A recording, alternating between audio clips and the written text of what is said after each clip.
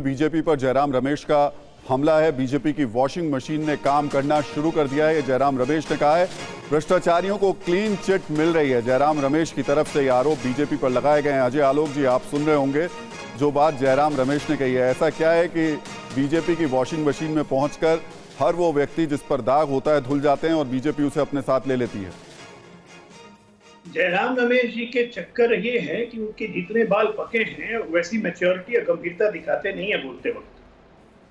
जब मैंने पहली बार कहा कि 3 में ना 13 में है, भारतीय जनता पार्टी का कोई मतलब नहीं है। आप पूरे घटनाक्रम को उठा के देखें, 29 तारीख को जब इस्तीफा दे दिया अजीत पवार साहब ने, तो क्या 2 तारीख आज हो गई, शरद पवार जी को उसकी खबर नहीं थी? जब सुप्रिया सुले साथ में जाती हैं और आधे घंटे उस मीटिंग में रहती हैं, फिर निकलती हैं, तब तक शरद पवार साहब को खबर नहीं थी? हम हैं ही नहीं भाई इसमें। और जब पूछा जाता है कि नेता कौन, तो हाथ उठा के कहते हैं शरद पवार। तो जब शरद पवार ही नेता है तो इसका मतलब उनकी सहमति से हुआ ना। तो जब उनकी सहमति से हुआ तो बीजेपी को क्यों कोस रहे हो?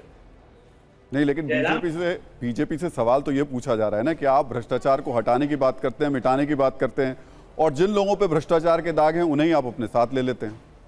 उनके से एक मिनट, उनमें से जितने पे भ्रष्टाचार के दाग हैं या उनकी जांचें चल रही हैं, ये सवाल तब बनता है कि अगर उन पे चलने वाला जांच बंद हो जाए, उन पे चलने वाला जांच की प्रोग्रेस खत्म हो जाए, क्या उन पे कोई कार्रवाई कम हो जाए?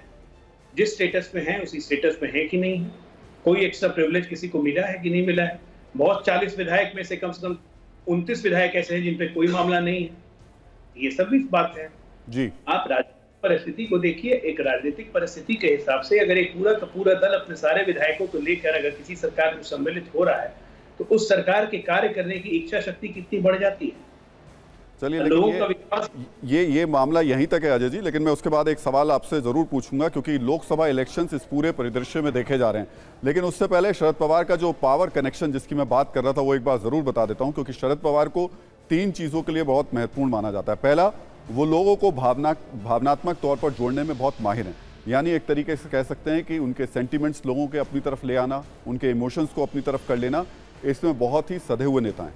संकट के वक्त पार्टी को एकजुट करने में माहिर रहे हैं, बता चुके हैं कि किस तरीके से 5 लोगों को साथ लेकर के उन्होंने अपनी पार्टी को खड़ा किया है। संकट के वक्त दूसरी पार्टियों को भी साथ लाने में माहिर हैं और आज इस बात का संकेत उन्होंने इस बात को लेकर दिया कि कांग्रेस और ममता बनर्जी उनके साथ में हैं।